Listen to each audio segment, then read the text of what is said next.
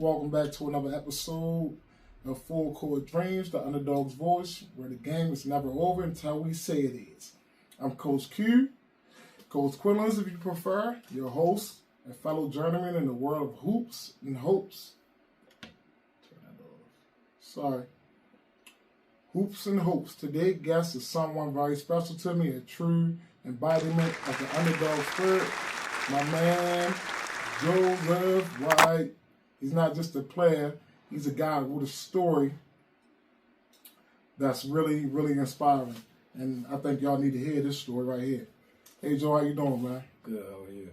Good, man. Let's kick everything off with by talking about where everything started and how we met and things like that. So I believe we met through my aunt, who owns a fingerprinting business. Yeah. And I think I was looking for a trainer at the time, and she just reached out after you came in to get your fingerprints done and see if you would train me. Yeah, that was kind of like surprising. That was like my first time. Me and her had a couple of talks about basketball and everything like that. So, you know, she put me down when everything was going on. I think that was a very special moment for both of us. Me in my training career and your playing career, and it helped out both of us. Right. So, since then, man, what's been going on? Since then, I've gone on to play Division I basketball. I've gone on to play professional basketball in Europe. Just recently, I started coaching as well. I'm still playing professional basketball as well.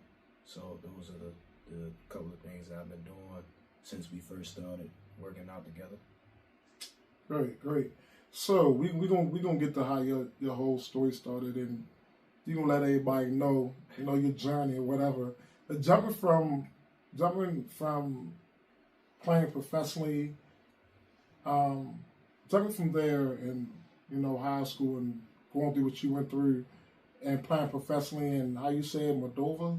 Yeah. Moldova, okay, good. That's not a path you hear about every day, right? So can you share one of those, I'm definitely not in Kansas anymore experiences? I guess probably one of the crazy situations that I had while I was out there. Trying to think. I'd say the first day I was out there, I was in the car with my coach, and we were driving. It was probably like 8 o'clock at night. And we got pulled over by a police officer from across the street.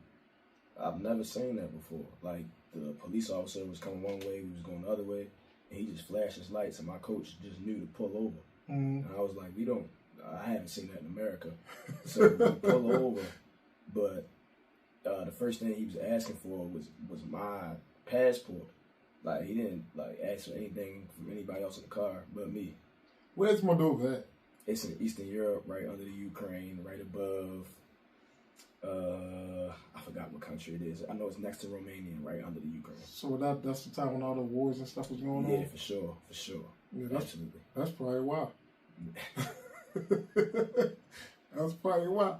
So switching gears to coaching, what's one piece of wisdom or a funny mishap you experienced that really that really was like an aha or a transition from your player? You know, this you transition from a player to a coach. What's one of the funniest things that ever happened for you as far as coaching and stuff like that? The funniest things? I don't think I had nothing funny happen this season. So, but I would say I just had some crazy stories. Like I guess my communication with referees, that's changed for sure. Like, as far as being a player, I think it's easier for players to communicate with referees than it is for coaches. In my opinion. Yeah, I can vouch for that one, boy. Yeah, so I say that was kind of like an eye opener for me, being able to try to communicate with them from the sideline as opposed to being in the game. Yeah, but I got a tech for just walking away from a ref. You know, he checked me out. You know, like, I'm like, yo, really? Like, he told away. I'm like, dude, what happened? So he told me what happened. I'm like, oh. Yeah. And I walked away, and he checked me up. I'm like, are you serious, man? Yeah, it's crazy.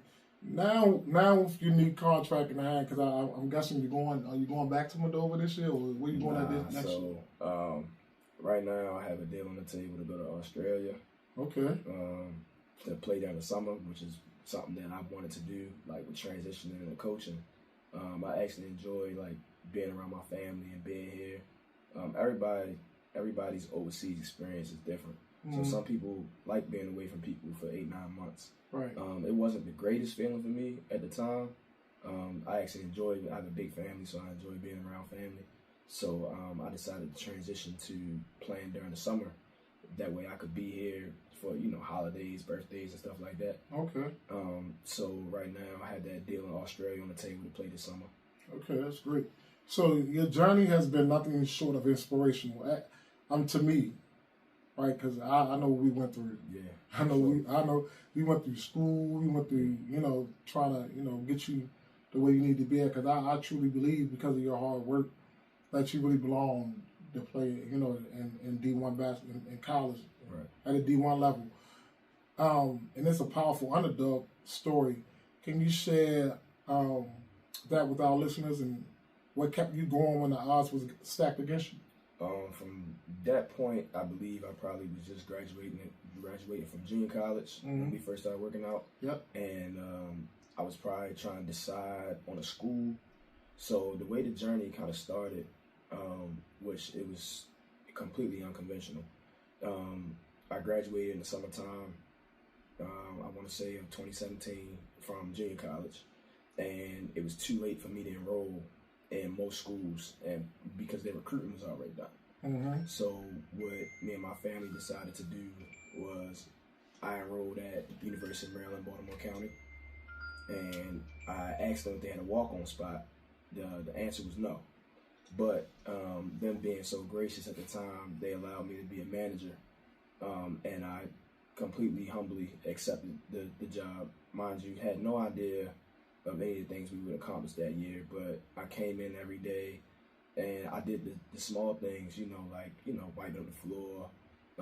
Most days I would hop in some drills during practice when they needed an extra body or something like that. And that was the year we actually ended up going to the NCAA tournament and being the first 16 seed to be the one. And I was the manager. But the guys on that team, they became some of my closest friends. All right. And every day after practice, I would shoot with them. Like, they would allow me to shoot with them. And I shared with them that, I didn't want to just be a manager. Like, I still had aspirations of playing. All right. And they believed in me as much as I believed in myself at that time. And they worked with me. So, like Jared Lyles, Ricky Council, like, those guys really, they poured time into me as opposed to being selfish and making everything about them. They included me, which is kind of unheard of at that level. Right. I remember you bringing, when we had a workout, you brought somebody with you from your team. Ricky. It was probably Ricky. Yeah.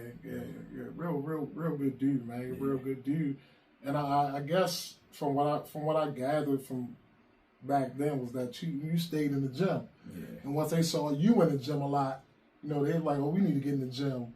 Yeah. With them. You know what I mean? So I think that was very important. Like nowadays, trying to get these kids into a gym without anybody, like without the coaches and all that, it's kind of hard. And I think that's kind of like a problem now. Like, it's too many adults in it, and kids just don't like, let's go to the gym and just go play. Right. Everybody need a trainer and stuff like that in the gym with them now and stuff. So I think it's taking longer than kids to get better than we're just gonna go to the gym. We're just gonna go outside and play, and get better that way. Yeah, I promise you, it was nice. Me and Ricky was in that UMBC gym like 1 o'clock in the morning. Ooh. Like 1 o'clock, 2 o'clock in the morning. Ooh. Like, I would just literally just stay in the dorm room, like sleep on the couch, and just be like, yo, let's just get some shots up. Just because we weren't the type of, UMBC is not the type of campus that's like a party school. So it's not much to do. Right. But it's like, we love hooping, so we it could be a good day, bad day, raining, snow, whatever. We like, yo, let's just go get some shots up, bro. Right. Let's just get better. Like, we got the time. Like, the world is at our hands right now as college students. Right. So let's just go get some shots up. Right. So let's go back to that. Right. Let's get time at UMBC. So after UMBC, y'all let's go back. So Virginia, like Baltimore, Virginia, the first 16 seed to ever be the number one, and it was Virginia. Yeah. Like pack line, Yeah. defense. So how did that feel, man? Even though like you weren't getting, because when I looked at it, I seen you on television. Yeah. Jumping around. Yeah, the end of the game more than the players was, right? Yeah. So how was that experience, man? And what did that do for you? That experience was like I would say like an out of body experience for me personally. Only because UMBC at that time hadn't been to the tournament in 10 years. Okay. And I knew how much time and effort we put into it. So when we drew Virginia, and Coach Odom, probably one of the greatest coaches I've ever been around, even though he was never actually my coach, like one of the greatest basketball minds I've probably ever been around. So when we drew Virginia, like he wasn't worried, he wasn't anything. I think for them at that time, and even we saw this year in the tournament, if people watch a lot, I watch a lot of basketball. Virginia plays a style of basketball where they want you to shoot threes, and we were a 3-point shooting team that year. Right. So forcing us to shoot the shots that we want to take, we practice those shots on a daily basis. So it was like, this is what we want. This is the kind of draw that we want in the tournament. And it just so happened that we made shots that night. Like we made a lot of shots. Like I said, it was a lot of nights I was rebounding for Jerris Lyles. It was a lot of late nights of me working out with them, rebounding for them. So when we got Virginia, and we just took advantage of it. That's really all that happened. Yeah, and I can attest to the shooting part, man, because like when we first got together, like it was times in the gym, I was like, did we ever freaking miss? like it was time. I was like, yo, come on, like we 100 shots, so you gotta make. Like we counting. Yeah, I was about to say we had a piece of paper. Right. We had a piece of paper. Right. He was like, we gonna count. Like every week we gonna have this paper, we gonna fill it out. Yeah. And it was just like every week it was, it would go from 60, 70, 80 or whatever the number was. I was hitting the number. It's crazy. I still got the video on my phone the first time. Like people wasn't even having videographer back then. Right. Like this was probably 2018. I had a cameraman in the gym. We working out. I got a whole video of me getting a bunch of shots up. Man, and I from seeing where you came from and seeing how your shot was to us working and really fixing your shot and getting your shot the way it needed to be, man. I think you're one of the best shooters I have ever worked with, and that's my spot. I teach people how to shoot. I can't shoot that good, but I can teach somebody how to shoot. So seeing that, man, and seeing how you grew, and and where you at now is really inspiring. And you know what I'm saying. I'm not gonna take the credit for all that. You put all the hard work in. I think it's also been a lot of like individuals, coaches and trainers along the way that have kind of shaped my mindset to being what it is today. As far as like you said, like just staying in the gym and staying consistent. I think that's the thing that kids don't understand today is the consistency of it may not show today, tomorrow, next week, but it may show in 2 years. Right. Like I wish, at 13, 14, I used to be like outside with my mom. Like my mom used to rebound for me outside. So it's like when we got to that point, when I met you when I was 18, 19, it's like I'm already in a routine. It's just you fine-tuning the things that you see as a coach. Right. Where it's like, it may be tuck your elbow or hold your follow through up this time or something like that. But the foundation was already there because I had family and coaches that was already telling me, like, you need to be here. Like, if you want to get to where you saying you want to go, you got to be self-motivated. It can't come from me begging you or coming to pick you up and going to the gym. Right. Like that's not how it starts. Right. So your journey didn't stop at UMBC, right? So after UMBC, where you ended up after that? So at the UMBC, I transferred to Delaware State University, and I ended up playing basketball again. So I was on the basketball team at Delaware State University. I redshirted my junior year, and that's when kind of things probably took off for me. That was a rough 2 years basketball-wise. And mentally, but it shaped me for who I am now, and I'll explain why. So my junior year, I redshirted at Delaware State University, and I met one of my best friends today, like my blood brother. So growing up, his name is John Crosby. So growing up, we didn't know each other personally, but we played against each other a couple times growing up. He went to Poly. Okay. Obviously, I went to Western Tech. Right. So he was who he was. He transferred in from University of Dayton, where he was playing before, and then I transferred from UMBC where I was the manager. But we both had to sit out that year. Right. So when things kind of took off, our relationship kind of grew organically. Like it became so crazy of us being around each other so much, they called us twins. Because that year we both had the red shirt. So whenever the team was on the road, like, you know, it's no mandatory practice. Like, our coach is not there, like, nothing. So we would still, like, lift and shoot all day, all night at DSU. And mind, DSU is a party school. Don't get me wrong. Like, it's definitely a party school. Oh, yeah, so, you don't got to tell me. Yeah, so we would get in the gym every night as much as possible. But, like, things that people don't know about HBCUs is sometimes they don't give you access to the gym. Like, we don't get the same access that kids at UMBC or University of Delaware. We didn't get that access at Delaware State. Wow. So, like, other people would use our gym, or sometimes I think when we first transferred there, they would lock the baskets together. What? Yeah, like stuff like that was happening. Or they would lock our locker room. Like, usually, like, locker rooms have like a keypad we could put a number in. Yeah. Nah, we had the padlock with the key, and only our coaches had the key. So we would keep our stuff in the room. Like, as opposed to leaving the locker room, we would leave it in our room. So we could be like, all right, we're gonna sneak in the gym tonight until campus police come in there and kick us out. Wow. Like, legit, like, that stuff that was happening my junior year. But even through that, like, we still got better. But mentally, it was a lot of things going on behind the scenes that people inside the school knew about, that nobody would speak up on. And I'm glad that I got a platform like this. I talked about it a couple months ago, or maybe it was like a year ago, with one of my classmates that went to Delaware State. He tried out for the basketball team, ended up not making it, and now he's actually doing well. He's an entrepreneur and things like that. And we spoke about it. And what I was saying was, I want to drive this message home about situations that happen to people where it was something that was out of my control. Right. So my junior year, I'm working. Obviously, I can't play. I can't sub in any game. Summertime came. I'm still working out.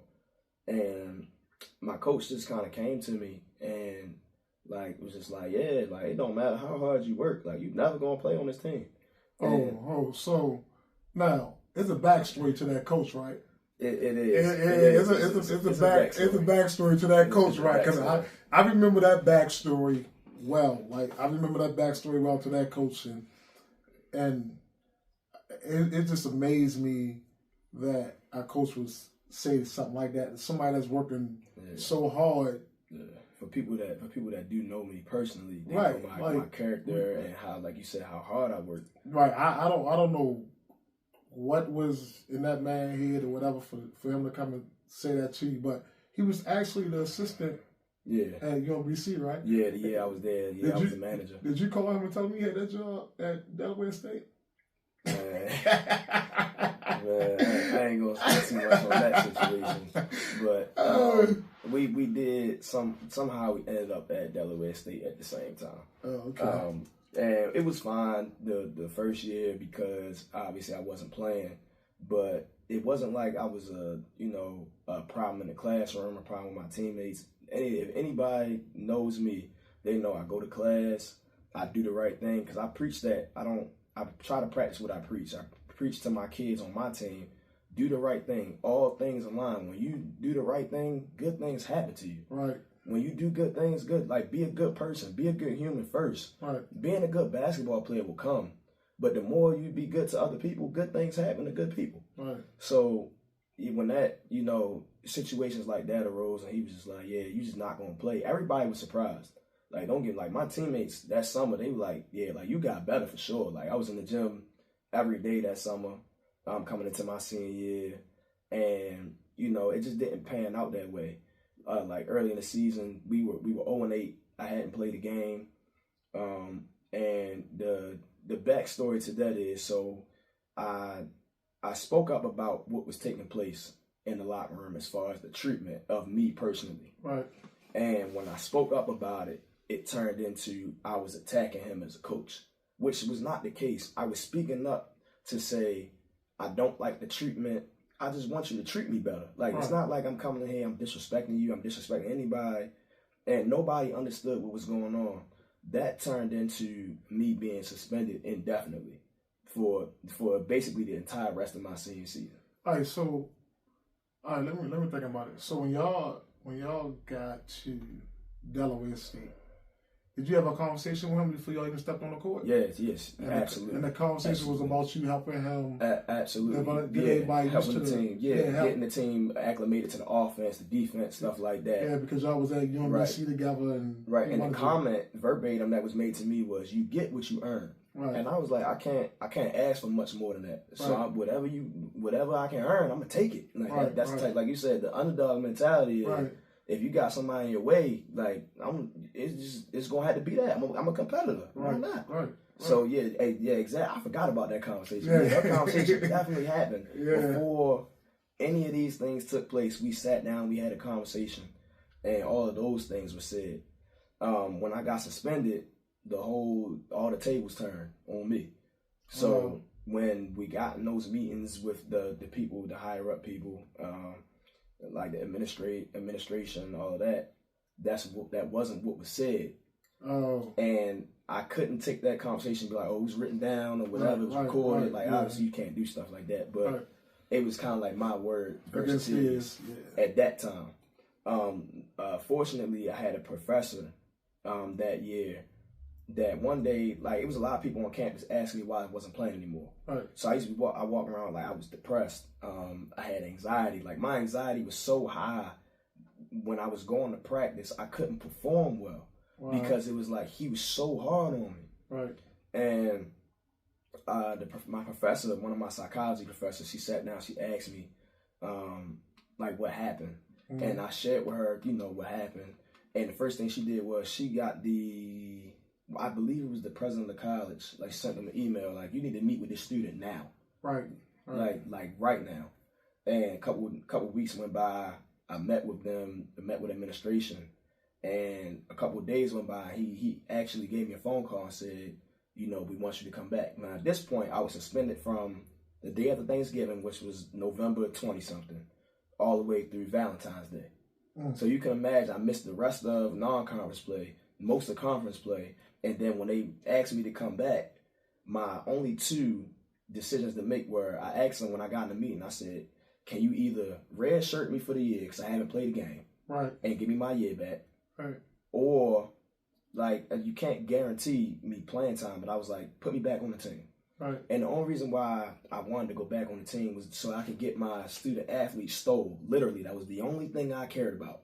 Because I said, I've been out here for 2 years working so hard. You kick me off the team, and then you going to tell me I got to walk across that stage without that student athlete stole when I'm one of the reasons why the team GPA so high. I had a 4.0 GPA 3 out of the 4 semesters I was there. Wow.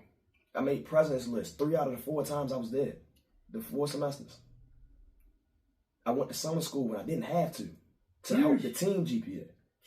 All of these things were happening, but that's all the things that people don't talk about until they get in this position where I'm 20-something years old, and it's 5 years later, and you wonder why at that time we go 4-24, and then now you see with the new coach, which I love Coach Stan now, like they go to the MEAC championship.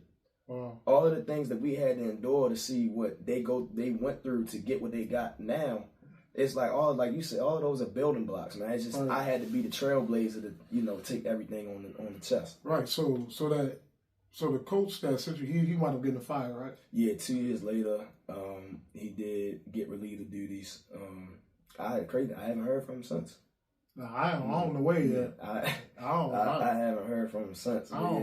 This is probably my second time talking. I told you this podcast definitely, it's gonna be a lot of people watched my last one when I explained it, but it wasn't until like I started coaching where I really realized like how much of an impact it had on me. Where when I started coaching, I didn't want to be that coach that I had, and I had a lot of coaches like that. Like my high school coach, man, bumped heads a lot. My JV coach was probably one of the best men I probably ever met. But, when you in high school at that age, it's kind of like, all right, your JV coach is who he is, and then your high school, your varsity coach is the guy that you really answer to. Right. At that time. So, I had a lot of coaches that didn't believe in my ability. So I think that's kind of what that boiled down to as far as my Delaware State coach, that he just didn't believe in me or didn't believe in my ability. Mm-hmm. But what he didn't understand was that hard work and like prayer, faith, and all those things, them things prevail. Like, they real. Like, that's a real thing. And for me, like, not believing in somebody that's showing you that they work hard, like, that's not a good coach to me. Like, again, I talk about this. I talk about all the girls that I have coached and things like that. So think about, all right, the girl Madison. Right. You know Madison. All right, Madison. She was at kind of situation that she was in, kind of like she was at Mercy, right? Mm-hmm. She was at Mercy. She started playing for me at Mercy. Then, like, the new coach came in. He practically brought his whole AAU team in. And now, this girl been there all years. And then he played all his AAU girls and over top of her. You kind of push her out. Yeah, you kind of trying to push her out. And I'm like, yo, just transfer. She's like, no, my mom want me to stay. I said, all right, stay, adore it. Just keep on working hard. Watch what happens. But that's the misconception about transferring too. Like, I'm glad you brought that up, because a lot of people, it would be analysts that never picked up a basketball, talk about, oh yeah, like, kids, they want to transfer. It's situational. Like, don't get me wrong. Everything is situational. You get a new coach that comes in that brings all his players with him. It don't matter how hard you work. And I'm being honest, like, people out, they be lying, like, for real. Mm-hmm. Like, they be like, yeah, you just work hard, and everything going far. No, sometimes that is not the case. Sometimes you can work as hard as possible and something bad still can happen. Like, that, just because you're a good person, good human, good basketball player, doesn't mean that bad things won't happen. It doesn't mean good things not going to happen. But in situations like that, you got to transfer. You have to. Yeah, so that was my message towards the try. But she didn't want to transfer. So this is what I told her. I said, don't worry about it. Just keep on working hard. Right. You play for me for AAU. Watch what happens. Right. So she kept on working hard. Senior year come around, we playing in the senior game, and I'm at Concordia Prep. Mm-hmm. And she's playing. There's two things that happen. So, one game, the year before that, she was at, it was the IND versus Mercy game. Okay, yeah, big game. Big game, yeah. Right? And she's, like, this girl is a junior, and all these freshmen in it. You know, this girl ain't got number like 24 seconds in the game? Mm. And the other girl that played for me named Curlin ain't get no time. Now, these two girls been there. They done played in this game before. Right. These other freshmen ain't playing the game. And I was the assistant coach at IND at the time, and we beat them every time I was there. Right. But we wound up beating them. They wound up putting Madison in the game with 24 seconds left. 24 seconds left because somebody fouled out. Right. A girl that had experience in this game in the big stage, you put all those freshmen in. Yeah, it's tough. That'll destroy your mental and it kind of future aspirations. Right, and it kind of did her and Curlin. Curlin, one of the best defenders I had ever had on my team. This girl take charges. Right. Like, she used to shut down the best players. She hustled. She talked. And I'm like, why are you not playing these two girls? Things like that are important when you try and build a roster. Exactly. Like I said, being a coach now, I see things differently. I watch a lot of basketball. Like, since I've been here this year, I done watched NBA, college, high school, middle school. And the more basketball you watch, you see how to build a roster. Mm-hmm. And you need players like that. That's just going to be out there playing hard. And that's who they were. So he brought his team in there. Anybody get on no more playing time for their last 2 years of school. Right. One particular game, like I was talking about, excuse me, was, so again, I was assistant coach at Concordia Prep, and we played Mercy at senior night, and they barely played her at all during senior night. She was crying. and everything. And now literally, and I don't know why, I probably was wrong for this, but I didn't care at the time because I didn't like them coaches because of what they did to her.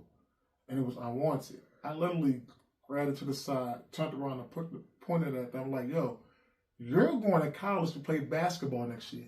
Right. And you did it without them. Right. Excuse my language. And I said, F them. Wow. That's exactly what I said. And I looked right at them and I said it loud enough for them to hear me. Right. So I still got girls that's playing at Mercy right now. Mm. Like half their team played for me for AAU. Really? Okay. Really. Like, but it seemed to me ever since then they did all my girls wrong that ever played for me. Things like that happen too, man. Right. They did all my girls wrong that played for me. So I tell some people like, yo, I wouldn't me. But Madison going strong now. She's playing college basketball right now. She's at Johnson and Wales in Rhode Island. Right. And she's doing well. Did her college basketball experience go the way she wanted to go? No, but she still works. Right. You know what I mean? She still work on her game. She never give up. She gets time now more than she, her freshman and sophomore year. She'll be a senior next year, so she's looking to get more time next year. But she never complained about anything. Right. She like, where you at? I'm going to the gym. All right. What you doing? I'm about to go to the gym. The girl stays in the gym, dude. She stays in the gym. So never underdog, man. Like she worked really hard to get where she was at. For sure. And stayed in it no matter what Mercy did, our high school did.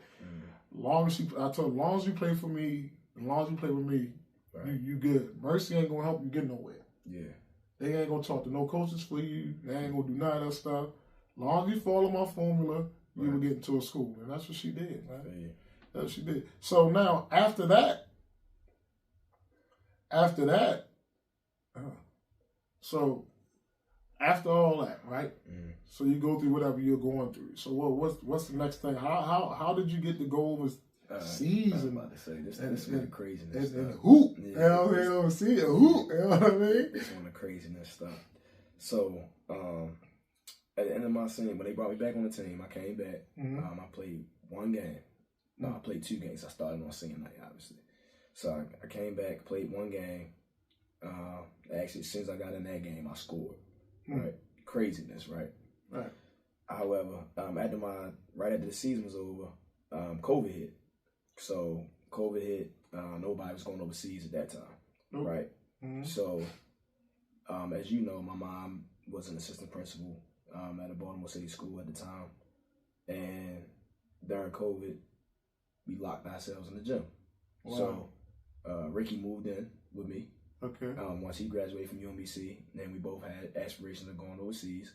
In mind, I have no resume, so that's something like knowing now, having been overseas, you have to have a resume, right? And my mom sat me down one day. She was like, "Son, you don't have no resume. You got God." I'm looking at her like, I mean, I feel you, but I'm like it don't work that way. Right. Locked ourselves in the gym for like 6 months. So this is March 2020 to like, I would say like September, October. And we just working. Mind you, we have no plan, no nothing. We just like, we just gonna keep working. We started working on hours job, right? It was like a vendor job. We go in our store, so we make our own hours so that way we can still go to the gym. Right. Ricky get a call one day like, look, it's a semi-pro team out in Hagerstown that you can go play for. And he was like, look, I ain't gonna go play if my man can't come play. Right. Mm-hmm. So we go out to Hagerstown, make the team. We start playing semi-pro league, and I'm playing well. Like the first 5 games of the season, I was like 6 for 7 from 3. Like I probably missed 1 3 the entire time. Yeah. Once again, situation where we had 21 people on our team. We all pros at this point. And the coach didn't know how to regulate playing time. Right. So I got the short end of the stick. So what I did in that situation was, look, I'm going to take a back seat. I'm going to go ahead and remove myself because I hadn't seen this situation before. And I sat down with my family and I was like, mentally, I don't think I can make it through a season of me sitting behind players that I'm better than. Right. That was my personal feeling. Right. So I go back to working out. And so what I did was, which a lot of people don't know, I was DMing people on Instagram, like teams, like overseas teams. I was DMing them, sending them emails, getting on WhatsApp, making phone calls, everything for like a year had went by. So this went from March 2020 to March 2021. Still working out. And eventually in September 2022, a team hit me back like, yeah, we looking for some players. And I negotiated my own contract, everything. That's why it pays to be smart and do good in school. Right. Because I added stuff into my contract that most people don't. Right. But thankfully, the contract worked out. And it was a scary feeling because I had only been out the country probably once before that. I did a tour down in Dominican Republic. Probably in 2021 for like 2 weeks or something like that. Nothing came of it, and that's kind of really how I started learning the business. But when my team from Moldova hit me back, they were like, "Look, we're going, pay for your flight, pay for your apartment, everything." And it sounded like a genuine deal, but still, you don't know people until you know them. Until you get around and get there. So they sent me a plane ticket, hop on a flight. 15-hour flight. Get on the flight. I touched down. My coach picked me up, and literally took me to my apartment to drop my stuff off, and literally said, "Yeah, we got practice in an hour." And I'm looking at him like, "Bro, I've been on a plane since last night. Mind you, they 7 hours ahead." So I'm like, I've been traveling for technically almost 24 hours, bro. Like I don't know if I'm gonna practice. Right. But they not trying to hear that over there. You gonna practice. Yeah. So. I went out there, got on the court, and then a week later, my first game. My mindset going into playing overseas initially was, I'm not here for no reason, right? And if I'm going to be here, I'm going to be away from my family. I'm going to be the best player in this area, right? Because my mindset is everybody can be great in their own way, right? Yep. But if I'm going to be in Moldova, right, I'm going to be the king of Moldova. And I'm going to keep coming back every year, keep, upping my revenue, get sponsorships, all those types of things. Because, this is the opportunity that God gave me. Right. So if I'm going to be here, I'm going to make the best of me being here. And I dominated every game. I went out there, every practice. I took no days off. I lifted every single day. And I had the mindset of, I'm not here for no reason. This is just the beginning of my journey. Right. So, I went out there. I think I had 4 games of over 30. I think the lowest I probably had that season was probably 14. And if I had 14, that probably means we won by like 30. Yeah. So I dominated every game that I was in Moldova. So how was the basketball scene overseas different from here? Like, well, I know we was having this conversation before we hopped on here. Right. They do a whole lot more skill training on a daily basis.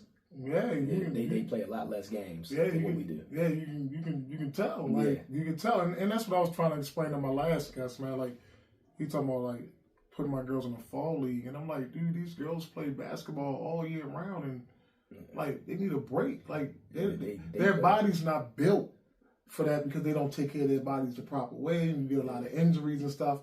And I don't really want to risk that, like planning the league that you don't get nothing for, right? You don't get nothing out of these leagues. But I can see his point of you be playing against some tough teams and stuff like that. But to me, I think the dedication for basketball has gone down here. So it'd be hard for me. I felt as though it'd have been hard for me to field. Yeah. You know what I'm saying? A team every week to come out there and be able to compete. You know what I mean? Then like the risk of injury and stuff like that, the risk of me losing somebody for a whole year to play in some fall league that I'm really not really playing for. But so I took it a different route this year. Now I played the fall leagues before, but I'm like, dude, I think my girls need more skill development. They need to get in the weight room. Right. You know what I mean? They need to get in, they need to get in shape, and stuff like that. Now did all of them come to that? No. Right. But so if you're not coming to that, why would I reward you for a fall league? Right. You know what I mean? I don't work like that. I'm different. I don't work like, if you can't come to a workout to get better, and show up to practice, you can't come to a workout to get better, and you know what I'm saying, and get healthy for the season, and you know, get stronger for the season. Why would I reward you with putting you in a fall league? I'm not doing that. And that's just me. I'm that different type of coach where I'm not going to give you something just because. Like, for me, you got to work for everything. And if you're not willing to come 2 days a week to get in the gym and lift, you know, 2-3 days a week, then why am I going to reward you on a Saturday to play in the basketball game? Right? So yeah, over there in Europe, they play a lot less games. They like in the high leagues, they may play like 2 games a week. In the lower level leagues, you play one game a week, but it gives you 6 days to prepare, but also to work on your game. Right. Like, it gives you time to actually get better at the simple things. Like, the game is simple. It's a thinking man's game. Right. I tell kids all the time, well, you can't be dumb and play basketball. You gotta be smart and play basketball. Like, you can't, if you don't know angles, like, your basketball experience is gonna be like short. Like, you gotta be smart to play basketball, man. You gotta put the time in. I think that's the most important thing. So while I was there, that's all I did was I took time to reset. And when I say reset, I unlearned all the bad habits that I had learned growing up. Right. And not saying that anybody taught me. This is, you know, with the flow of the game and all of the game, the style of play is different. Right. The style of play over there isn't to allow one player to beat the whole team. Yeah, right, exactly. Right. The style of play over there is to be a team. Right. And, you know, thankfully, I was raised to be a team player. Because everybody isn't that. Like you said, I can shoot, I can play defense, I can do everything that y'all can do. And I explained that to them when I got there. But I said, look, I get joy out of us winning and seeing you be successful. Right. Of course I want to be successful, but the more successful we are as a team, everybody gets noticed. It's not just about me. And I explained that to them when I got there, that everything, I didn't come here to make things about me. And I had an issue out there with 2 of my teammates that had a misconception that that's what I was there for. That I was there to make everything about me. So what they were doing, like, they wouldn't pass me the ball like the first 2-3 games. No, you get those. Right? You get those. And I was just like, if y'all move it, swing it 3-4 times, somebody gonna be open. It don't matter whether it's me. I said my shot's gonna come. Like, don't worry. Like, my shot's they gonna be there. And I don't think a lot of kids understand the concept of back. And I tell my kids, especially I like when teams play zone against me. So you have to move the ball. Yeah, you have to move. But I like killing the zone. Like, y'all this lazy. You can't teach your kids how to play man to man. That too. Like teach these kids how to play man to man basketball, especially the young kids. Like, you got my man to man principle. You're in the 4th grade and you playing zone. Like, what are you teaching these kids, man? Like, you gotta learn help defense. You gotta learn help defense. Where to be, butt to the baseline. Right. Like, I was teaching my kids that this year. Like, if you for 3-4 months. Yeah, like if to me, you can't play a zone if you don't know how to play man-to-man, because eventually in that zone, you're going to be playing somebody one-on-one. Yeah. Eventually you're going to be playing somebody. In the area. Yeah, you're going in the area. So you're going to be playing somebody one-on-one. So if you can't play somebody man-to-man and then you don't know how to learn how to help, you're going to get ate up all day long. So, at some point. Yeah, at some point. So it's going to get ate up all day long, man. So I think I think that's how I've always been. I'd rather play less and work out more and get better more. Like, I only play 6 tournaments with my girls. I don't start directly after, like, this high school year. Even before the playoffs even began, you had people putting out stuff for practice for AAU. Really? Yes. I'm like, high school not even over yet. Like, now you want these girls to go straight from the lawn. I just thought, like, let them rest. Right. Like, they just got finished. And that's why you have all these girls hurting their leg, knees 3 and 4 times, because these kids are playing too much. They're going from high school to AAU, back to high school, to fall league, to AAU. When are you resting? When are you taking care of your body? Like, that's an important when are you working on your game? Because now it's like, all right, I'm working on my game in season. Then I got to go to basketball practice. So that's putting more wear and tear on your body. Now, you should work on your game in season, but not as much as you do out of season, right? So because you got practice and stuff where you can work on your game plan. Yeah. But then after practice, you're going to a trainer. You know what I mean? Then you're getting up, gotta go to school. Yeah. Then you gotta go basketball practice. Then you gotta go to a trainer. Then when you resting, like recovery is a very important part of basketball and of any sport, man. So we get to Moldova. Everything is going well for you now. You're starting it. So what is it looking like? Moving forward? Moving forward, yeah. What is it looking like? Oh, right at the Moldova. What you mean, like now? Yeah, like from Moldova to now. Like, what is it looking like now? I came home from Moldova. I got a job in the Baltimore City public school system. Okay. And I finished out the school year last year. I was planning to go back, and then my grandmother passed. Oh, sorry to hear that. Yeah. So my mom said, "Look, you know, we kind of want you here. We don't want you to go right back. You've been here 2 weeks, right? You know." Right. So I was like, all right. I started working at the school, and I got acclimated with the kids. Something that I never thought. Like, you know, people used to say, you know, you have a great basketball mind. Why you don't coach kids? I used to be like, I just don't have the patience for it. Like, That's just me personally. Some people have patience, some people don't. So, no deal came.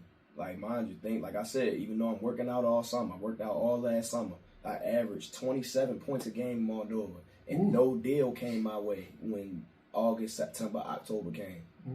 I didn't cry about it. I didn't get upset about it. I said, all right, God, if this is what you want me to do, I'm going to go back to work. And my principal sat me down and said, look, you know, the person that was coaching our team last year is no longer here. We need a coach. And I was like, nah, man, like that ain't me. Because I was like, you know, by December, I'm planning on being out of here. Right. I don't care what y'all say. I'm going to be gone. Right. So, but once me and one of my good friends at the time, I convinced her to be the cheerleading coach. Right? Oh, okay. And, you know, and she my girlfriend now. So at that time, I convinced her to be the cheerleading coach. And I said, all right, if you're gonna be the cheer coach, I'll coach basketball, right? And that was like my pitch, right, to her at the time. But at the time, we were friends. Like, so that was your pitch to try to get her? Nah, that's the crazy thing. Nah.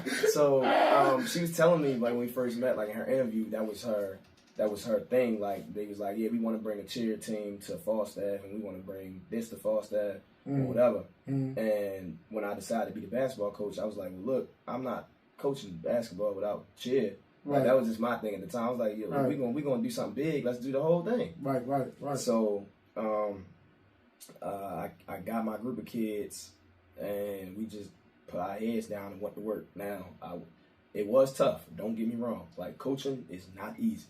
You have to know the game in order to teach it. Man, look. I know you know. Coaching ain't for the weak, dude. Because you got a lot to deal with. You got parents to deal with. You got kids to deal with. You got administration to deal with. Yeah. And luckily for me, my AU journey, I really didn't have a lot of bad parents. Yeah, right. Like most of my parents, I probably had one, maybe two, out of all the years I've been. Because I think the way I communicate to my parents about and the way that I teach basketball, and I let my parents know ahead of time, like, dude, I don't care about winning no doggone AAU game. I care about developing your kid. Right. And that's where I started. Right. This season with my kids. And it was new for them because they had a new coach. When I got there, the only uniforms they had was pennies. Oh, wow. They had pennies. So you know how I was when they tried to get me to coach at your mother's school. Yeah. Right, and I told the principal then, like, no, yo, we need new uniforms. Yeah. It ain't quite work out. Right. I don't know why, but and I didn't coach there or whatever, but I'm like, yo, these kids need new uniform. Yeah, we had pennies. So thankfully, you know, my principal was like, look, whatever you need. Like, I took over like a position of looking over all athletics. Good. So I helped order basketball uniforms, cheer uniforms. We got some soccer uniforms now. We have a flag football team. Like, I tried to put my hand in everything to help the kids more so than, you know, I didn't do it for me. Obviously, it ain't for me. Right. So when the season came, they had brand new uniforms. brand new warm-ups. They got sweatsuits they got to keep. All types of things. Like, they getting stuff that, you know, they probably never had before. Right. You know what I'm saying? Right. And that other kids at the school don't have. Right. So, but my whole thing that I was preaching to them all year was just, like I said before, be good humans, be good people on a regular basis. Like, it's not that hard to come into a school building on a daily basis and do what you're supposed to do. Right. Like, I know, you in Baltimore County, and I know every county school ain't great. In the city, it's totally different when you have kids from every which type of background. Right. I mean, and that's everywhere. I'm not just saying like the county and the city, but I'm saying like specifically in certain areas, right, where it's like, you know, you never know where a kid may be sleeping that night. Right. And where they gonna eat, stuff like that. So that's a big thing. That's a big thing for them, man. Yeah. So, you know, with my kids, I try to make sure, you know, they had as much as I could provide them with, or as the school and could provide them with. And mine just is me, the cheer coach, my assistant coach, and then our flag football coaches, us four. Okay. And we all kind of working together to make sure that the kids have everything they need. Man, you sound like Coach Q. You sound like Coach Q on my book, and how he took JJ under his wing and you know, made sure she just didn't learn about basketball, but learned about life. Like, you know, what she be talking to kids and stuff about, man, being a good person and things like that, man. Yeah, so if people on here never heard of Falstaff just started a basketball team 2 years ago. So last year, they won one game. It was 1-9. So you talking about the one up by 695? It's over there. Yeah, it's closer to the Pikesville area, right by the plaza, right? So I know Falstaff. Yeah, I used to live right around the corner from Falstaff. So I know what you're talking about. We went from 1 win, 1-9 this year. We was 5-10. Oh, that's good. Don't get me wrong. That's progress, y'all about to say it was improvement with my first year team and my first year coaching. Right. That's so progress. I took a team that had one win to 5 wins, and again I'm a competitor, so obviously I wanted to win them all. But throughout the season, throughout my ups and downs as a coach, I realized what works for me and what doesn't, and what works for the kids and what doesn't. And my family and my support system kind of, like, it was a point in the season where I was about to cancel the whole season. My kids weren't showing up. Like, every day was a new excuse. And I only had, like, a certain set of rules where it was like, if you're not coming to school, send me a text. Let me know why you're not coming. Right. Or it would be, oh, coach, I'm injured. Well, like, what's wrong with you? Please let me know. Like, it would be little something stuff like that. Hey, where it was to a point we was down to 5 players. Yo, look, you ain't the only one. But it was like they was trying to tell me, like, I was explaining to my administration, like, I physically cannot show up to a game with 5 players. Right. I was like, we're not gonna make it through the season with 5 players. Because I was like, my kids, one, they not in enough shape to do that in middle school. Right. And then I was like, they just don't have the skill right now. And I was like, that's okay. Like, I was like, I'm still going to be here and work them out. And then I guess that lit a fire under the rest of the kids that weren't showing up. And they started showing back up. Because I sat them down one day, like the cheerleaders, the basketball team. I was like, look, we going, this Tuesday our last game. Like, for real. Like, I'm letting y'all know Tuesday our last game. Tuesday came, Wednesday, everybody showed up at the gym. That's good. Like, Coach White, be ready to put the work in. Right. Sometimes you gotta threaten to take something away. Right. In order for them to, like, really realize that it's real. Realize that it's real, and like, don't nobody, like they say, like, you don't realize what you got till it's gone. Right. You don't realize till you know. So, I felt the same way this year about me coaching AAU. I wasn't gonna do it. I was not going to coach AAU this year. I was going to just chill. That's your staple. Right, you know what I mean? I coached high school. I coached AAU last year, and it left like a bad taste in my mouth. Okay. Not like my younger kids really did a good job. Right. But it just left the older kids just kind of left a bad taste in my mouth. So I'm like, I ain't doing high school girls no more. Shoot, I ain't doing no high school AAU no more. But I decided to, do it this year because I seen the need for these girls to keep on getting better. Yeah. Man, and I think like coaches like me and you, like, really focus on development and less on wins, especially at a young age. Like, to me, like, the game first. A lot of these parents got a misconception that your child that's in the 6th grade is actually getting looked at. Right. College coaches actually looking at your kid. Right. Like, why you putting that much demand on on a sixth grader. Yeah. Like, it should be about fun and about learning the game to them. So when I talk to sixth graders, when I talk to little kids, like, hey, you gotta play basketball? Yeah, why you don't like? I don't like basketball. Like, yo, how you don't like basketball? Like. I'll tell you a situation that humbled me as far as coaching. My best friend, we've been best friends since he was 10 years old. The same age.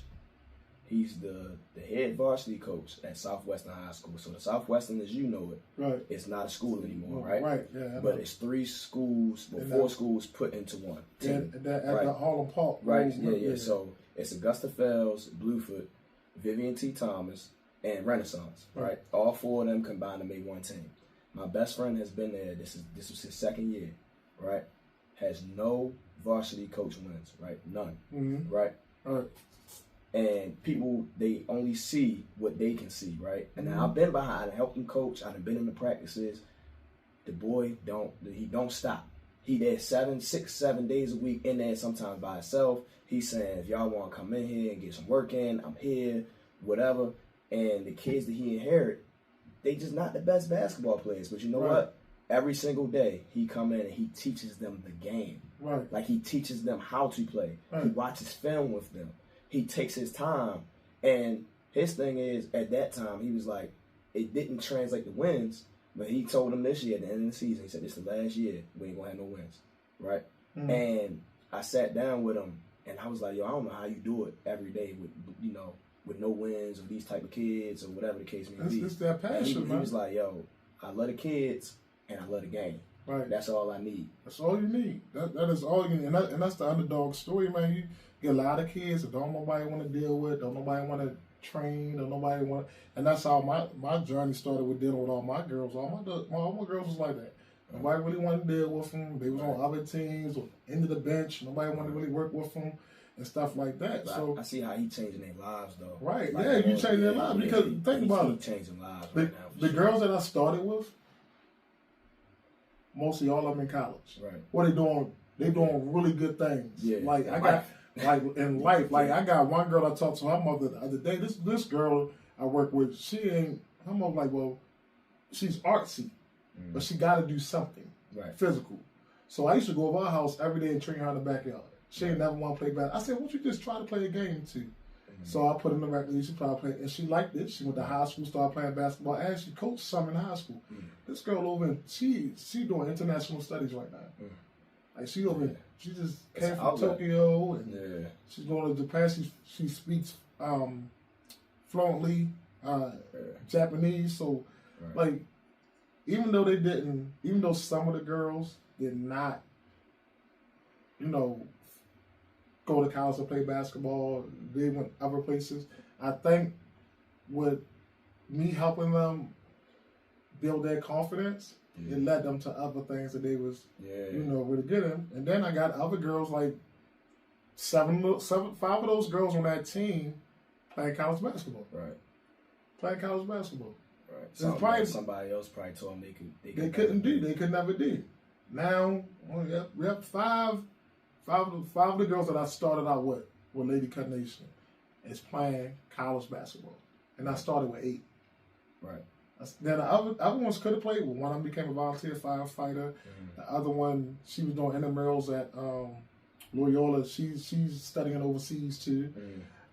So I think they're doing pretty well for that. And like again, if you that person that nobody is willing to put time into, don't ever give up, because it's going to be somebody that's going to look at you and be like, that person worked hard. Right. Let me help that person get the way they want to go at.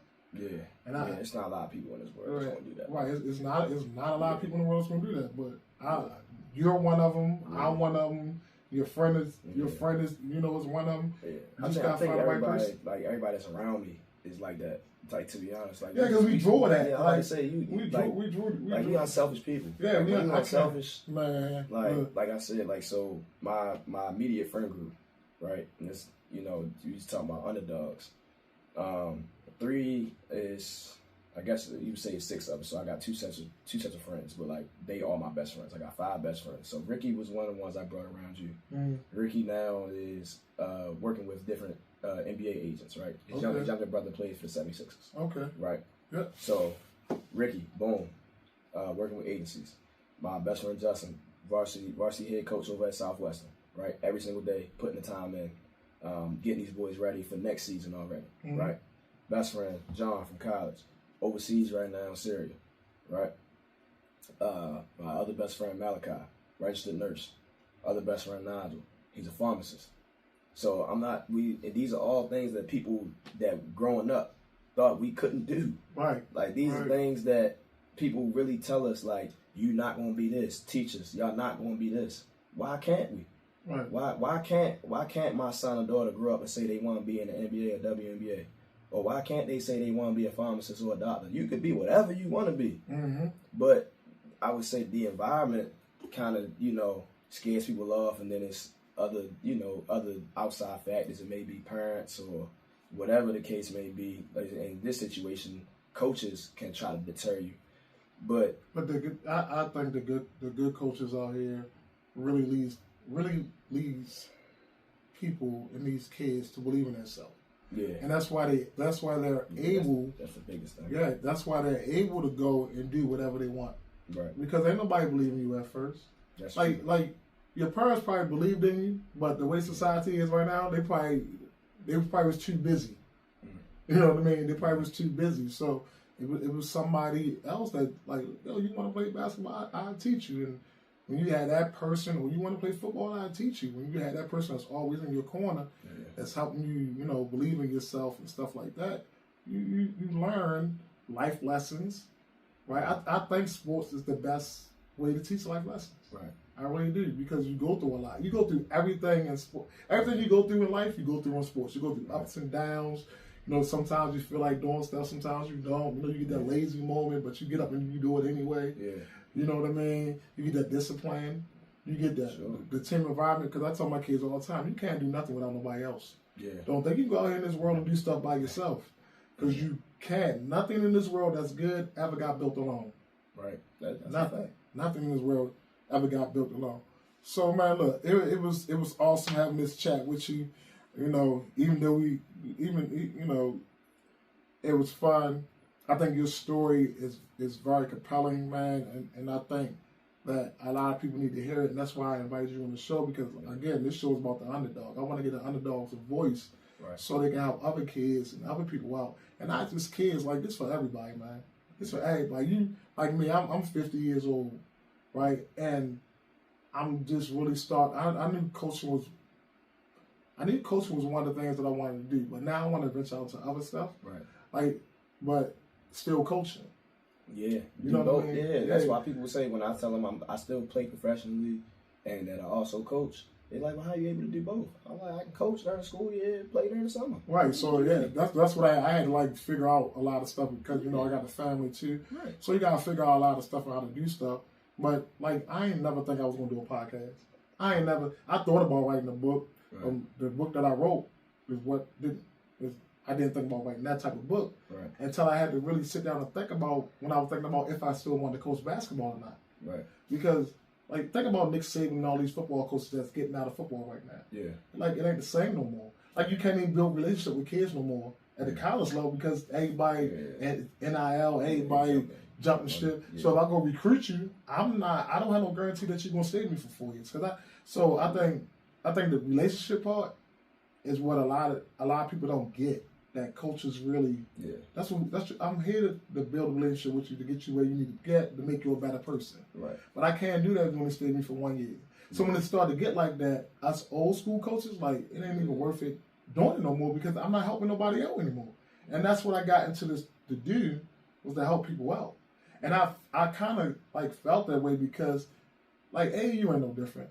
You can have a girl this year, next year she's going to another team, then she's going to another team, then she's going to another team, then she's going to another team, and she circle right back around to you, and be like, I should never left in the first place. Yeah. But so, man, look, keep pushing, man, keep doing what you're doing. You know what I'm saying? And I'm so proud of you, man. Like I said, you went through a lot. And to see you come out on top like you did, man, and see what you're doing right now is really inspiring to me. And not only to me, I hope it's inspiring to some of my listeners out there. So tell everybody where they can reach you at, man, and and follow you and things like that, so when you go overseas, everybody know who you. Gotcha. My Instagram is __ Joseph White, JOSEPH WHITE. Anybody, any underdogs out there, anybody needs some inspiration, hit me up. I'm an open book to talk to everybody. Great. So that's the end of this segment. So y'all keep on listening to these great stories. Keep your head up, keep pushing, keep dreaming. Nobody can take that away from you, man. Like, just live, love, and maybe one day you'll be right here telling your journey just like Joseph is. So until next time, keep your laces tied and your dreams high. It's Coach Steve signing off.